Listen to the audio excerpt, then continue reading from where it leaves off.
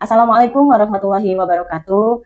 Jumpa kembali teman-teman pemerhati pendidikan. Kali ini kembali dalam podcast Ngobrol Santai bersama saya Unsi Tarini. Kali ini kita akan berbincang santai tentang pengasuhan anak usia dini. Nah, bersama saya sekarang ada salah satu orang tua murid dari TK Puspa Melati Jember. Assalamualaikum Ibu, apa kabarnya? Waalaikumsalam.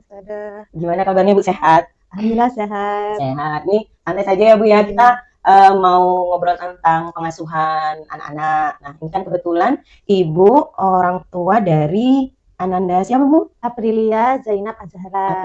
Oh, Mbak Ira ya, Mbak Ira. Mbak Ira ya. Usia berapa sekarang? Usia 6 tahun. 6 tahun. Oh, di kelompok B ya, Kelompok B. kelompok B. Nah, sekarang izin Bu kalau boleh tahu pendidikan terakhirnya Ibu? Sarjana. Oh, sarjana ya, S1 ya. Iya. Ya, alhamdulillah. Nah, ini kalau kita ngobrol-ngobrol tentang pengasuhan Ibu, ini Mbak Ira ini anak tunggal masih atau sudah punya adik? Kebetulan masih proses itu. Oh ya, mudah-mudahan lancar ya. Ya. Ini jadi kalau pengasuhan untuk Mbak Ira ya, ini gimana Bu? Ini kalau tahap perkembangannya Mbak Ira sejak apa yang Ibu ketahui tentang tahap perkembangan anak secara umum? Dari anak kami Ira yang saya amati, alhamdulillah perkembangannya sesuai usia ya. Kayak perkembangan fisik, nah dari dia umur 0 sampai 3 bulan sudah bisa, misalkan dia sudah bisa mulai miring-miring, di usia 3 bulan sudah mulai tengkurap seperti itu, sampai dia bisa berjalan di usia 12 bulan. Berarti artinya Ibu memantau terus ya perkembangan Alhamdulillah ya. Ya. Oke. Nah, kalau ini Bu, masih ingat nggak kapan dia mulai bicara, terus jalan? Kalau mulai bicara dia belajarnya tuh masih tahap babbling ya, kayak baba, ma itu usia 8-9 bulanan. Sudah bisa duluan bicara. Itu sudah bisa baba, mama gitu. Sudah bisa. Dan untuk yang lebih kata yang lebih kompleks itu sekitar 1 tahun itu sudah bisa kata pertama itu mi gitu. Minum mi. Iya, mi yang dekat-dekat sama dia ya.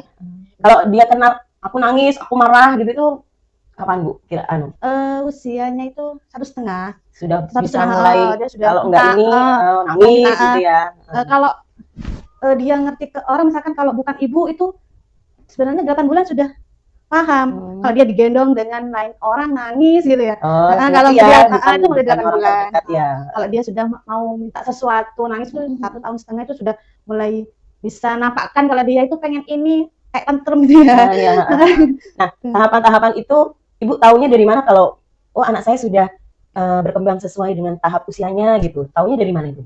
Kebetulan ya waktu itu HP memang sudah ada ya. Posyandu ya. Posyandu itu kan itu dapat buku KIA ya itu. Situ ada ya tiap bulannya. Yang tiap bulan kita kan juga konsul ke posyandu, ada bidan di sana.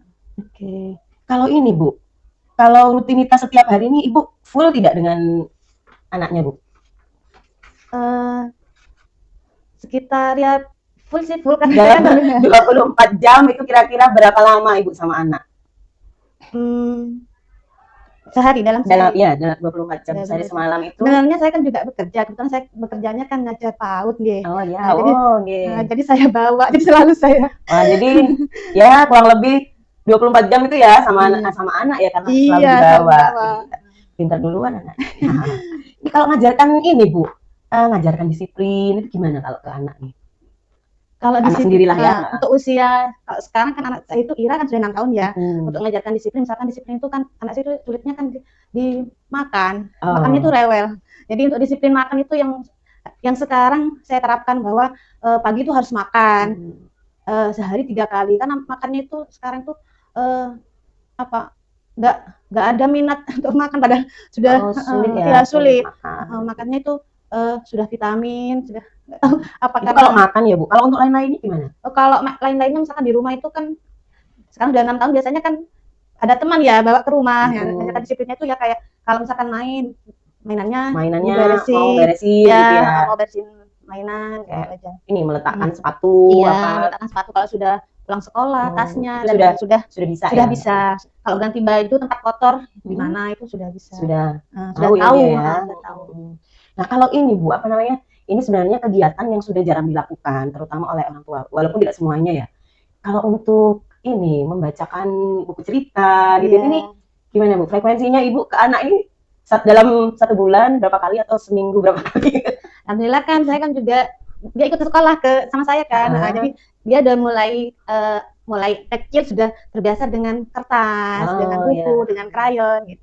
Jadi dia sudah mulai buka-buka buku walaupun belum sudah bisa dibiasakan ya, kan ikut saya gitu. Nah, itu kan kalau di sekolah ini, kalau di rumah gimana Bu? Kalau di rumah saya kan kalau biasanya dia mau tidur itu kalau bawa bukunya suruh minta bacakan. Oh, minta dibacakan. Ya. Ini kalau kebetulan misalnya bukunya udah habis semua dibaca. Ini gimana Bu biasanya solusinya dari orang tua ini? Ini harus tetap cerita tapi bukunya ini udah terbacakan semua, gimana Bu? Apa harus pakai buku gitu loh maksud saya? Oh enggak, kadang kita cerita pengalaman gitu. Kita cerita dulu Nah, kalau misalkan kalau di sekolah misalkan temannya bagaimana gitu di sekolah ya cerita sehari-hari gitulah. Bahkan untuk mau ini apa? Saat liburan bisa jadi cerita ya. Iya. Kebetulan sekarang kan suka menggambar juga, kadang cerita di sekolah itu digambar. Tadi aku main. Sudah bisa mengaplikasikan imajinasinya dia ke dalam bentuk gambar ya. Insya Allah ya. Nah kalau ini Bu apa namanya suka main nggak? Nah sekarang kan zamannya digital ya, zaman digital. Apakah ini apa namanya mungkin dipegangi HP sampai nggak ini atau lebih? Kalau itu memang mungkin sekarang sudah zamannya ya, semua bisa. Ya itu tapi cuma ya pintar-pintar kita sebagai orang tua membatasi. Misalkan kalau saya itu biasanya tuh ada aplikasi apa ya yang terhubung dengan orang tua. Jadi yang stop itu. Jadi kan bisa mengendalikan anak itu nanti dia mau apa yang dilihat, apa yang download gitu kan. Terus bisa ini sepertinya. Jadi kalau sudah kelewatan dari perjanjian dia dimatikan mati pusat katanya. Ada juga ada alarm misalkan dibatasi anak itu 1 jam. Nah setelah alarm bunyi itu sudah ditaruh. Nggak tantrum ya Bu anaknya? Alhamdulillah tidak. Oh ini ya, ini luar biasa sifatnya soalnya. Jadi kalau main-main itu gimana Bu? Kalau misalnya anak-anak ini kan usia main ya Bu ya. Kadang kan kita lupa bahwa anak-anak kita ini dunianya dunia main. Nah gimana nih? Kalau untuk main-main gitu. Apa diperbolehkan atau gimana Bu? Kalau karena usia segitu saya prioritaskan untuk main. Main ya, boleh ya? Boleh. Nanti ada temannya yang misalnya ke rumah, nah ngajak main, ya boleh tapi jangan jauh-jauh gitu aja. Nah kalau proses anak main ya, entah itu main sendiri atau main dengan temannya, mau di dalam rumah atau di luar rumah gitu ya. Ini sejauh mana nih Ibu terlibat dalam? Kebetulan saya kan menyiapkan mainan lebih banyak di rumah ya daripada kayak mainan game-game di HP. Saya lebih suka mainan yang di rumah, kayak mainan-mainan walaupun hanya pabrikan gitu. Kadang buatan dari pabrik gitu, beli apa mainan-mainan yang sudah dijual di toko-toko. Nah, walaupun hanya masak-masakan gitu ya, berbagai jenis lah. Daripada saya download di HP, anak itu malah suka ke gadgetnya. Jadi tetap ini ya Bu ya, mendampingi ya kalau apa namanya? Mendampingi dalam hal apa Bu biasanya? Ini dalam pernah distimulasi untuk membuat nggak? Jadi buat mainannya sendiri. Oh iya, biasanya tuh dia sukanya tuh kalau ada bungkus, misalkan bungkus makanan yang unik gitu ya, biasanya dikumpulkan, dikoleksi gitu. Botol-botol yang misalnya kadang ada botol yang terbaru minuman ada apa bentuknya unik itu sudah dikumpulkan.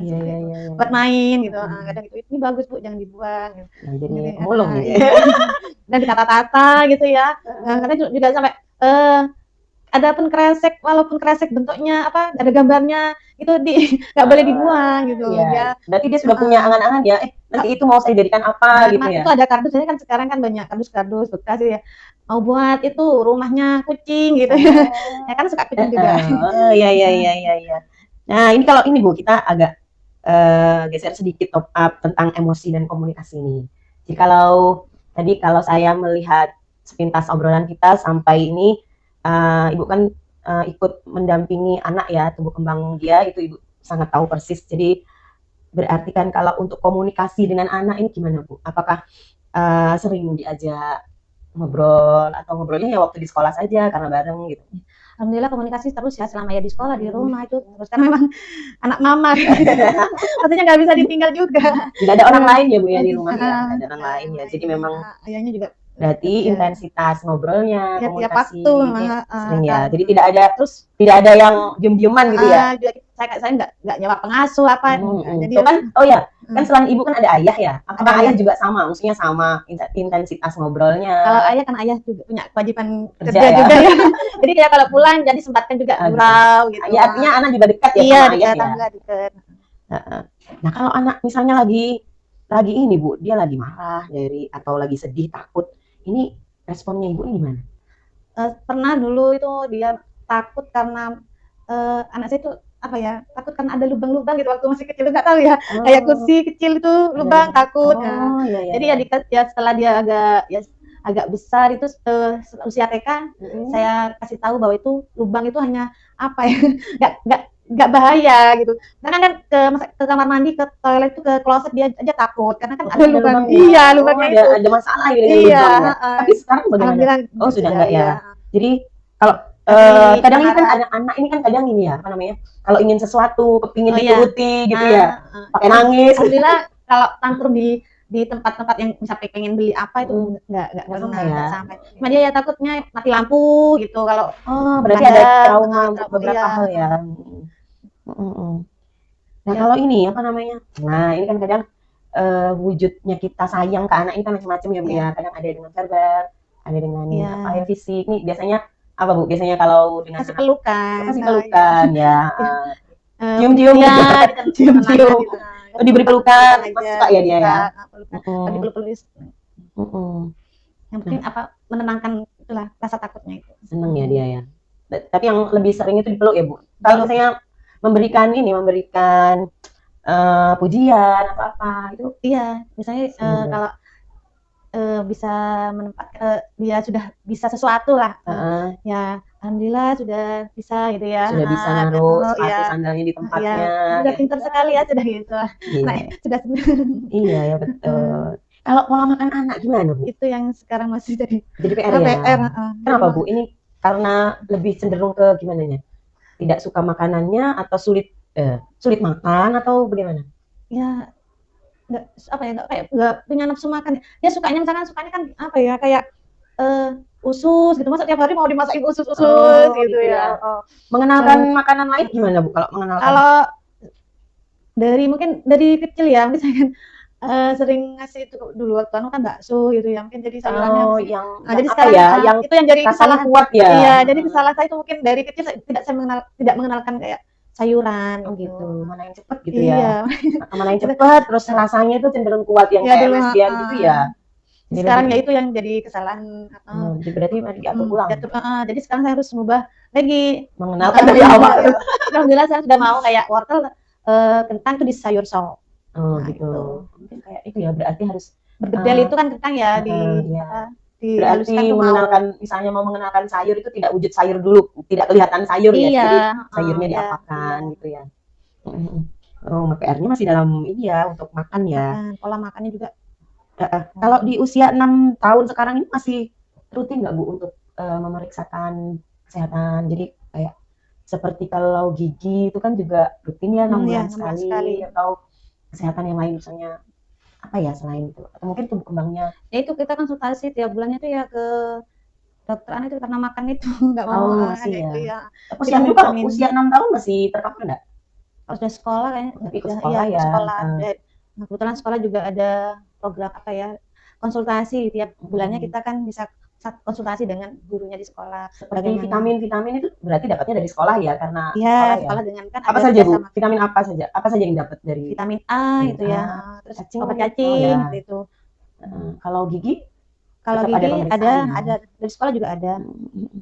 Kalau ini imunisasi anak Ibu nih lengkap? Alhamdulillah lengkap, mulai karena kita juga ikut posyandu di tiap bulan rutin ke posyandu. Ada tambahan juga ya di sekolah imunisasi yang apa kemarin ya, yang nasional apa ya? Iya itu. Nah berarti ini Mbak Ira ini SD-nya tahun depan ya, sudah ya? Berarti dia sekarang ada di TK. Kalau menurut Ibu nih, menitipkan anaknya di pendidikan anak usia dini ini penting nggak sih Bu? sekali. gitu ya. Ya, Soalnya kan masih ada yang punya pemikiran bahwa ya untuk apa sekolah PAUD nyanyi-nyanyi, tepuk-tepuk gitu ya. penting sekali karena itu kan juga menstimulasi perkembangan anak dari motoriknya, fisiknya, juga emosionalnya. Nah, anak kan juga lebih mandiri dari awal kalau di kita di sekolah PAUD. Anak itu sudah bisa mau belajar walaupun hanya dengan bermain gitu kan. Ya, pengetahuan kan anak. Ya dunianya main. Tapi kan sudah ada pengetahuannya. Nah, seperti itu kayak kemandirian, sosial, dia bisa mengelola emosi yang paling penting tuh usia segitu, bersosialisasi dan kumpul orang, jadi nggak takut kalau sudah terbiasa. Nah itu lagi biasanya anak-anak itu kan karena di rumah sendiri, terus di sekolah berbanyak suka membagi mainan ini kadang kan agak repot ya, suka tukar gitu. Iya. Nah kalau di apa namanya Mbak Ira ini kan di sekolah ya, kemudian ada anak-anak itu belajar melalui bermain itu. Nah kalau dukungan ibu di rumah, apakah ada ini Bu, ada koordinasi atau ada sinergi antara sekolah dengan orang tua di rumah terkait dengan kegiatan anak-anak bermainnya anak-anak? Betul kan di sekolah juga ada program konsultasi ya, jadi guru itu menyampaikan perkembangannya Mbak Ira, misalkan Mbak Ira sudah perkembangan ini, jadi saya bisa ngikutin gitu di rumah, saya bantu ya, kayak misalkan kayak masih emosinya masih belum stabil, jadi di rumah saya sambil dikasih stimulasi apa gitu ya. Artinya ya Bu ya, nggak pasrah bongkoan ke sekolah ya. Alhamdulillah. Iya. Alhamdulillah. Jadi memang katanya perkembangan anak menjadi lebih melejit itu ketika ada sinergi ya antara pihak sekolah, kemudian di rumah, lingkungan masyarakat juga. Nah terakhir nih Bu, ini tentunya mengasuh, mendampingi anak itu kan ini ya, apa namanya, tidak mudah ya. Kita mungkin di rumah bisa kondusif, tapi kadang kalau sudah di lingkungan yang lebih besar, kadang kok begitu tidak sama. Nah ini gimana nih? Apa Bu? Kalau ibu yang dihadapi itu apa Bu? Ketika kalau di keluarga itu biasanya Mbak Ira itu karena masih ada nenek ya. Oh ya. Perasaan saya dengan nenek itu tidak sama. Agak dekat ini. Iya, ya itu. Kadang saya harus begini, neneknya nggak apa-apa itu. Nah itu gimana itu menyelesaikan? Ya gitu ya. Gimana ya, saya mau itu juga orang tua ya. Jadi saya ya harus pelan-pelan saya harus ngomong ke orang tua juga. Sama-sama harus diedukasi ya. Sama biar anak kayak istilahnya nggak ngalem gitu. Nggak bingung juga ya. Iya, nggak bingung. Ibu bilang begini, ayah bilang begini, nenek bilang begitu. Nenek yang paling belain lah kalau anunya. Jadi kasih sayangnya nenek ini kadang melebihi. Pelan-pelan harus komunikasi juga sama orang tua.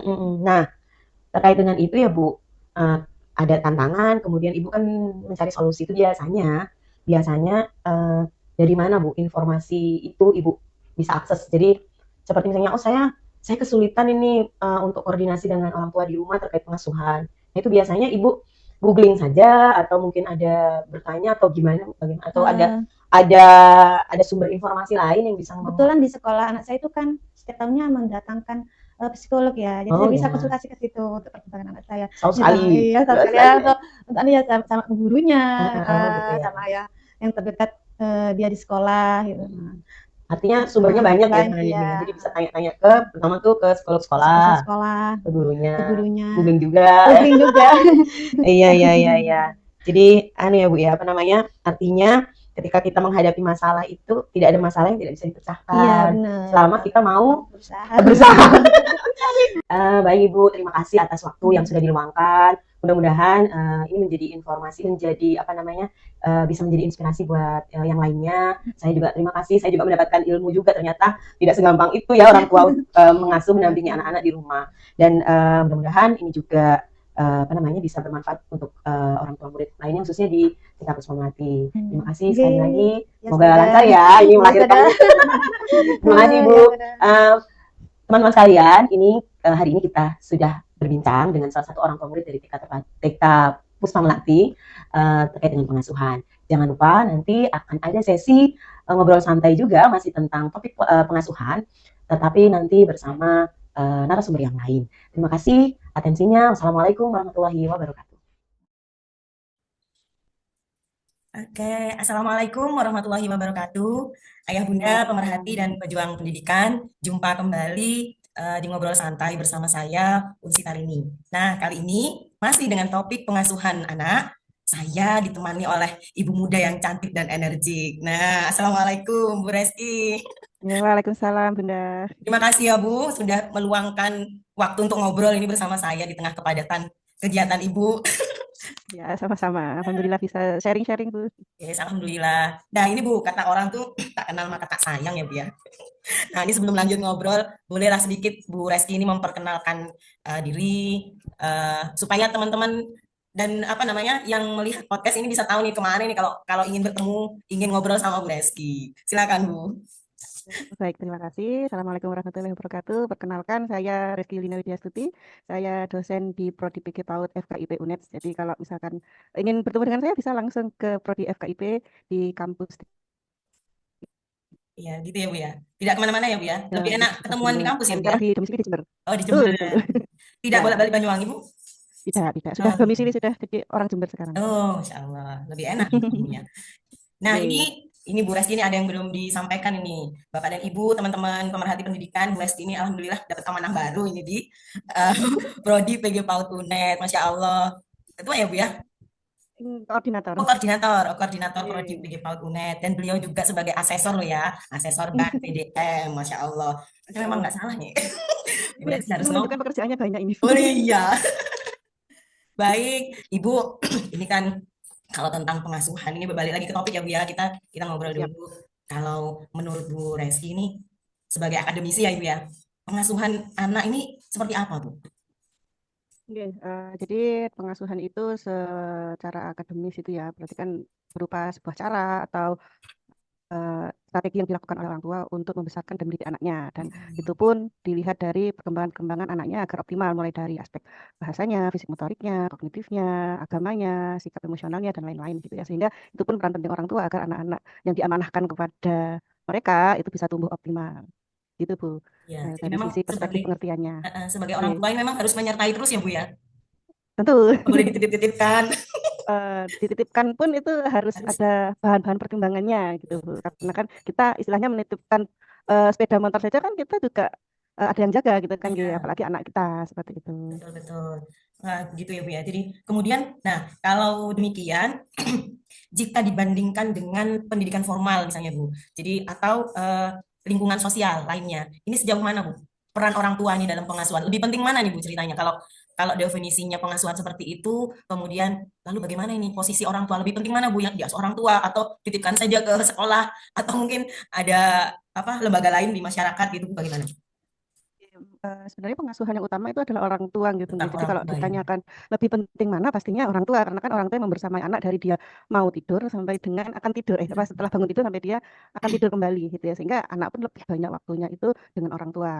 Kan untuk lembaga-lembaga pendidikan formal seperti TK maupun penitipan itu kan sifatnya tambahan ketika orang tua memang memiliki kesibukan ataupun memiliki apa ya, tidak memiliki pengetahuan terkait dengan hal tersebut karena kan memang tidak semua orang tua paham ya terkait dengan hal-hal apa saja sih perkembangan-perkembangan yang bisa distimulasikan pada anak dan itu bisa dioptimalkan dengan layanan pendidikan. Tapi untuk hal-hal yang sifatnya karakter, emosi maupun perkembangan lainnya dan itu bisa dioptimalkan di rumah, harusnya orang tua karena Di rumah anak ya. kan lebih banyak bersama dengan orang tuanya. Iya, Seperti itu betul. Jadi pendapat saya. Jadi Oke. kalau istilah primer sekunder ini primernya tetap orang tua ya Bu ya, Betul lainnya sekali. sekunder. Betul sekali. Primer sekunder, iya iya iya. Nah, Oke, oke. kalau ini pendekatan untuk apa namanya pengasuhan itu Bu seperti apa ini Bu baiknya ini? Kadang kan Ya. ada orang yang kepinginnya itu ingin disiplin, tapi mungkin caranya yang kurang benar atau membiarkan kecenderungannya itu. Ini baiknya pengasuhannya seperti apa ya Bu ya? Kan banyak sekali ya pola asuh pendekatan pola asuh yang saat ini dilakukan oleh orang tua. Jadi ada yang cenderung membiarkan, ada yang bahkan ada yang cenderung mengatur gitu ya. Tapi kalau kalau baiknya sih memang kita seimbang ya. Jadi kalau misalkan pola asuh itu orang tua tidak bisa memilih satu pola asuh biasanya. Oh, Mengatakan bahwa saya itu otoriter gitu, tapi tidak selamanya saya otoriter. Kadang-kala saya permisif kok gitu ya. Atau kadang-kala saya juga demokratis kok gitu ya. Jadi kadang-kala kita tidak bisa satu pengasuhan, tetapi ada baiknya mungkin salah satu yang bisa direkomendasikan itu autoritatif gitu nggak, yang di dalamnya itu ada demokratifnya, tapi juga ada aturannya. Jadi dia tidak benar-benar bebas, tetapi ada aturan-aturan konsekuensi ketika dia melakukan sesuatu hal gitu. Dan itu ya harus apa ya disampaikan secara baik pada anak-anak bahwa setiap hal itu ada aturannya dan ketika dia melakukan hal itu bisa didiskusikan bersama-sama. Jadi nggak tiba-tiba nggak boleh gitu ya, tapi Tidak ada boleh harus kenapa dengan sih nggak alasan ya Bu boleh? ya. Betul, itu namanya Eh, demokratisnya di situ. betul. Jadi Itu intinya kadang-kala ini itu. pada kombinasi pola asuh ya Bu ya. Jadi tidak Iya, melulu kadang ada momen. Betul sekali, kadang ada momen kan kita ada hal di posisi kita yang tidak boleh terlalu mengabaikan. Misalkan ketika aturan itu orang tuh harus otoriter gitu kan, ya. Seperti ya, misalkan ketika nantinya misalkan anak saya sudah dewasa gitu ya, kemudian misalkan anak saya gadis gitu ya, sudah gadis dan dia itu mau pergi nih izin, ini aturannya pulangmu nggak jam boleh sekian. lebih dari jam sekian, ya itu Nah, otoriter harus gitu ya. ya, betul betul Tapi betul. disertai dengan hal-hal yang lain. Tapi ada hal yang mungkin kita bisa dengan pola asuh yang lainnya juga bisa. Dan itu disesuaikan juga dengan kondisinya sih bisa seperti itu tuh. Jadi Ya, kombinasi ya. itu sangat bagus dan mungkin sekarang eh, ada yang juga bisa dikembangkan juga ke sana. Jadi membangun hubungan yang kuat antara anak dengan orang tua. Jadi ada relasinya jadi dikenalkan dengan empati, kemudian komunikasi yang positif dan juga dikenalkan yang namanya sikap disiplin positif pada anak. Itu juga mulai berkembang saat ini seperti itu. Iya, iya, iya. Berarti artinya ya Bu ya, kalau pendidikan Yes. formal misalnya di TK kan kita ngomong anak usia dini misalnya, ini Mhm. eh, kira-kira pengaruhnya bisa positif atau negatif tidak Bu ya kepada pola asuh orang tua di rumah. Jadi kan kadang eh, antara di sekolah dan di rumah ini kadang kan suka tidak match nih Bu, suka tidak sama gini nah. Apakah Mhm. sejauh mana ini pendidikan formal itu bisa mempengaruhi pola asuh orang tua di rumah? Apakah dia dominan ya Sebenarnya Bu ya? pendidikan formalnya gitu. Pendidikan formal itu kan sebagai pendukung dari pendidikan non formal yang informal yang ada di rumah gitu. Jadi kalau misalkan seperti itu harusnya sama antara apa yang diterapkan di rumah dengan diterapkan di sekolah atau sebaliknya. Apa yang diterapkan di sekolah dengan yang diterapkan di rumah itu sama. Karena yang menjadi kebingungan anak itu ketika gurunya mengatakan ini, ya, anak-anak di rumah itu harus mengaji, harus begini gitu. Tapi di rumahnya ternyata orang tuanya tidak melakukan Tidak, itu gitu kan ya. Nah, itu yang menjadi yang tidak kebingungan di anak tersebut sehingga tidak ya sama harus ya Bu ya. Promnya sama. tidak Jadi sama ini. betul sekali. Sedangkan anak itu kan ketika dia sudah memasuki jenjang sekolah, itu Oh, kecenderungannya lebih mendengarkan guru daripada mendengarkan orang tua. Gitu. iya. Sedangkan ketika disampaikan gurunya dengan yang disampaikan oleh orang tuanya tidak sama menjadi bingung. Sehingga memang perlu ini komunikasi efektif antara dua belah pihak, antara Betul. orang tua dan juga dengan sekolah maupun juga sebaliknya. Jadi harapan orang tua ke sekolah itu apa? Kemudian dari sekolah itu pun juga ketika memiliki pesan-pesan atau sisi edukasi yang perlu orang tua lanjutkan di rumah itu juga harus disampaikan sehingga nyambung antara pendidikan yang ada di rumah maupun pendidikan di sekolah itu nyambung sehingga outputnya pada anak-anak menjadi maksimal seperti itu. Jadi Betul. harusnya Berarti itu sih intinya pada untuk komunikasi, mm, sinergi, betul. kolaborasi, gitu ya Bu Ya, ya. betul sekali. Betul. Ya, Setuju saya. Oke.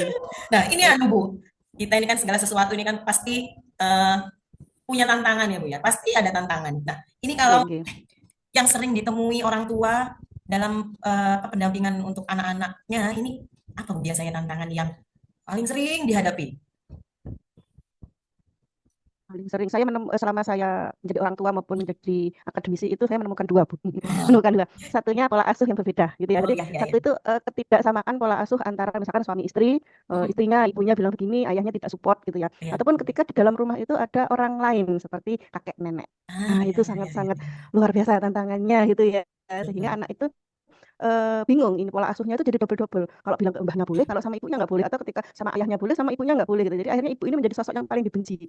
Wah, sama ibu itu nggak enak gitu ya gitu. Nah, jadi yang paling malaikat angelnya itu ya ayahnya, mbahnya gitu-gitu. Iya, betul betul. Tempat Itu pelarian kan ya Bu ya. jadi kan tidak konsisten. Betul sekali. Jadi Tempat tidak konsisten pelarian. itulah ya akhirnya membuat karakter anak ini ya tidak bisa dibentuk dengan baik gitu. Itu salah satu tantangan yang pertama. Kemudian tantangan yang kedua di kecanggihan teknologi ini, Oh, Bu. Nah, sekarang kan sepakat. sudah bukan sesuatu hal yang asing lagi kita dimanapun kita berada, entah itu sedang di restoran, di kendaraan umum, ataupun di tempat arena bermain pun mungkin ya, kita akan melihat anak-anak yang sibuk dengan gadgetnya Betul. gitu. Padahal kalau penelitian saya yang pernah saya lakukan, gadget ini seperti dua mata pisau yang dia itu bisa memberikan dampak positif dan dia juga bisa memberikan dampak yang negatif. Tapi sejauh ini ketika orang tua tidak bisa memantau, lebih banyak negatifnya daripada positifnya gitu ya. Nah, Sehingga iya, iya, tantangan iya. terbesar berikutnya adalah adanya perkembangan teknologi yang namanya gadget ini pada anak-anak. Sebenarnya itu dua hal ini yang juga bisa menjadi hal penting untuk diperhatikan.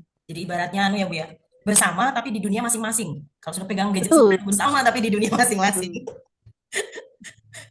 Nggak, hanya jiwanya, hanya fisiknya aja yang di sini, Fisiknya tapi saja yang jiwanya sudah kumpul ya Bu seringkali ya. sudah di tempat Bisa. yang lain. Nah, ini menghadapi Betul, betul. dua tantangan Oke. ini ceritanya gimana Bu? Solusinya sudah ada atau belum Bu?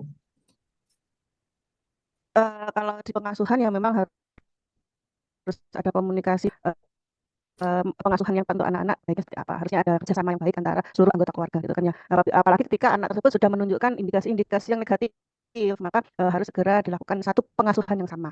betul. Jadi ketika memang kesepakatannya ketika hal tersebut boleh dilakukan, maka semua mengatakan boleh, dan hal tersebut tidak boleh dilakukan, maka semua anggota keluarga pun harus mengatakan tidak boleh gitu ya. Yang jadi masalah kan satunya Ibu boleh, ya, satunya enggak. Jadi kesepakatan. betul kesepakatan antara semua anggota keluarga di dalam aturan rumah itu. Jadi sama, akhirnya perlakuan pada anak pun juga sama. Gitu. Jadi Kemudian sudah ya ada ada tempat kehadiran pelarian juga, Ibu ya. Jadinya sudah ada betul, tempat betul, pelarian. betul sekali. Nggak bisa lagi itu kan. Ya, dia nggak mau harus terima gitu kan anak-anak seperti itu. Kemudian kalau kaitannya dengan permasalahan dengan teknologi itu ya orang tua ya harus melihat kembali sih kira-kira apa urgensinya anak-anak diberikan teknologi ini apa gitu ya. Apakah memang baik atau tidak. Jadi kita refleksi dulu gitu ketika saya memberikan handphone ataupun tayangan ataupun apapun itu nggih, itu dilihat ini memang penting untuk anak atau tidak gitu. Kemudian ketika penting maka ada strategi berikutnya yang harus dilakukan, ada aturan mainnya. Nah, ketika membuat aturan itu anak usia ini harusnya dia memakai gadgetnya berapa lama itu kan pasti ada ketentuan-ketentuannya kan Bu, sehingga orang tua pun juga harus menyampaikan itu pada anak. Oke, nah kamu misalkan boleh main ini hari Sabtu tapi hanya 1 jam, jadi hanya bisa main Sabtu aja dan hanya 1 jam, ya boleh lebih dari itu. Kemudian selain itu ya, orang tua juga mendampingi. Jadi ketika dia diberi waktu main 1 jam, orang tua di sebelahnya gitu. Karena kadang-kadang dikasih main, tapi orang tua ditinggal gitu kan, Bung. Ya. Sehingga ketika muncul iklan yang tidak Ya, baik ataupun ketika dia tidak sengaja mencet apa, itu kan jadi mengarah hal-hal yang mungkin akhirnya konotasinya jadi negatif gitu. Sehingga orang tua pun yang bisa juga ingin mendampingi. tahunya anak kan besar ya Bu ya. Betul sekali, sehingga kan dia tidak tahu kan, apalagi ketika anak-anak tidak membaca kan dia hanya suka klik klik klik klik gitu, pencet pencet pencet, lebih banyak ke situs yang aneh-aneh kan,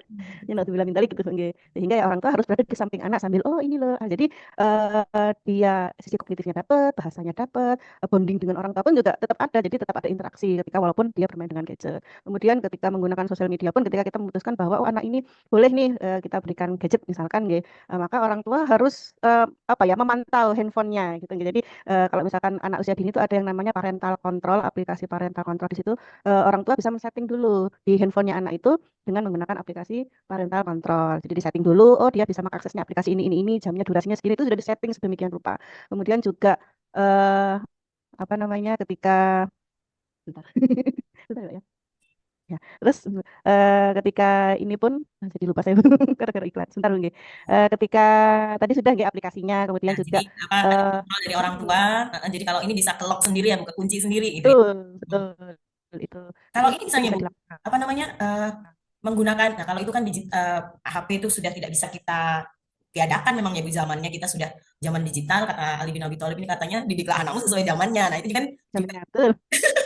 sisi Betul. yang tidak bisa kita abaikan. Nah, kemudian kalau misalnya kita bikin aturan seperti tadi ya Bu, misalnya hanya sekian jam. Nah kemudian kan supaya tidak bosan anak-anak ini kan kalau saya melihat kurikulum ini arahnya kan kepada literasi nih Bu. Ini bagaimana Bu? Kira-kira Ya, ada ada stimulasi tidak ya untuk itu ya? Jadi mungkin membiasakan dengan buku. betul sekali Bu. Sehingga anak-anak seperti ini perlu ada pengalihan yang sama menariknya gitu ya. Jadi kan selama ini kan anak itu terlalu banyak bermain dengan perangkat digital yang itu memang visualnya kan sangat-sangat bagus dan interaktif gitu ya, gambarnya menarik gitu. Sehingga dia ketika melihat hal lain itu nggak tertarik sama sekali, ada kan seperti itu. Maka orang anak-anak yang seperti ini ya harus kita buatkan desain kegiatan-kegiatan yang sama menariknya. Kalau misalkan buku, ya bukunya buku-buku yang menarik dan Menarik menyenangkan, yang juga. gambarnya pun nggak kalah dengan gambar yang ada di perangkatnya anak-anak tersebut. Gitu. Jadi ya, ya bisa ya lebih banyak aktivitas dengan buku dan yang penting sih kadang kehadiran orang tua di situ nggak ya, ketika Betul. buku itu kan bukan hanya diberikan nah ini buku gitu tapi Tetap ayo harus kita baca didampingi. bersama-sama. Iya kan anak kan kalau hanya membaca sendiri kan tidak menarik, tapi ketika dia ada orang tuanya yang terlibat di situ, orang tua yang membacakan, apalagi ketika orang tuanya bisa bercerita dengan sangat menarik dengan beberapa versi suara yang berbeda kan pasti anak akan nagih gitu ya, lagi bu lagi baca baca bunda misalkan gitu ya. Nah, orang tua kan akhirnya ya bisa mengalahkan perangkatnya itu harusnya gitu ya, karena Lupa yang itu. orang anak harapkan kan mungkin bukan bukunya tetapi kehadiran ibunya di Kehadiran. situ atau ayahnya di situ dalam kegiatan. Betul, Betul betul. sekali, wah. Gitu, Bu. Akhir nih Bu. Sini ngobrolnya Eh, bentar tapi daging semua ini. tidak terasa ini. Ini terakhir ya Bu, harapan, Oke, monggo, monggo. harapan dan rekomendasi Ibu terhadap masyarakat ini untuk memahami dan menerapkan pengasuhan dengan baik itu seperti apa? Harapannya Ibu, terus mungkin Ibu punya rekomendasi, oh mungkin ini gimana? Ada tidak Bu? Harapan ya. Harapannya mungkin kita selalu berharap agar kita bisa menjadi orang tua gitu Bun, yang baik bagi anak-anak kita, apalagi kan ini yang nitipin ini bukan bukan orang lain tapi yang menciptakan kita, sehingga memang ketika kita diberi amanah yang luar biasa seperti ini maka kita harus mengasuhnya dengan sebaik-baiknya. Bagaimana agar kita bisa mengasuh sebaik-baiknya ya orang tua ya belajar gitu ya.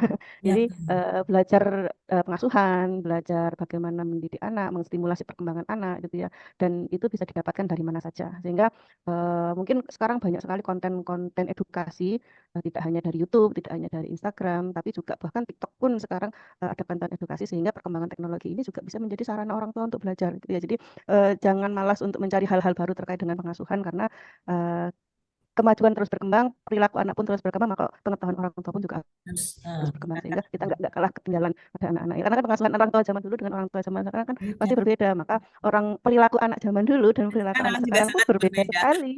Nah, makanya ketika kita nggak update ilmu, maka ya nggak pas sasarannya gitu. Tapi orang tua harus update, oh anaknya seperti ini, oh anakku sudah kecanduan gadget, bagaimana caranya mengatasinya? Maka orang tua harus belajar bagaimana caranya itu. Atau mumpung belum kecanduan, maka jangan diberikan dulu gimana caranya kegiatan seperti apa sehingga anak tidak kecanduan. Maka itu pun orang tua harus belajar. Jadi banyak hal, dan tentunya bukan hanya belajar, bukan hanya belajar, tapi harus dilakukan gitu ya. Karena ketika kita hanya belajar saja tanpa mempraktikkan pengasuhan tersebut, akan sama saja tidak berdampak pada anak. Gitu.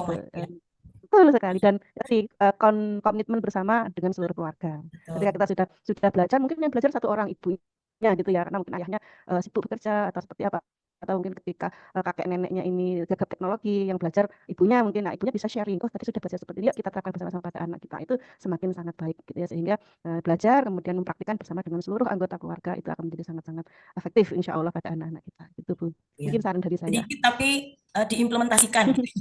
Sedikit tahu tapi diimplementasikan ya gitu. Betul. Istiqomah gitu. Oke, betul sekali. Istiqomah ya. Istiqomahnya bersama-sama berjamaah gitu. Sama ya, betul Bu. Ini Oke. Bu Reski, ini kita sudah sampai di penghujung waktu. Di penghujung waktu. Ini karena Bu Reski juga belum pulang, saya menghalangi Ibu bertemu dengan anak-anak. Mohon maaf. Tidak masalah Bu. Oke, jadi Ayah Bunda dan teman-teman pejuang pendidikan, ini alhamdulillah kita hari ini mendapatkan banyak sekali pengetahuan baru, ngobrol santai barusan bersama Bu Reski. Mudah-mudahan kita bisa ngobrol dengan topik yang lain ya Bu Reski ya. Monggo. Oke, mudah-mudahan apa namanya bisa kembali bertemu untuk sharing-sharing tentang pendidikan anak usia dini khususnya. Dan terima kasih sekali lagi, kita bertemu dengan di topik yang lain dalam ngobrol santai bersama saya Unsi Tarini. Wassalamualaikum warahmatullahi wabarakatuh. Waalaikumsalam warahmatullahi wabarakatuh.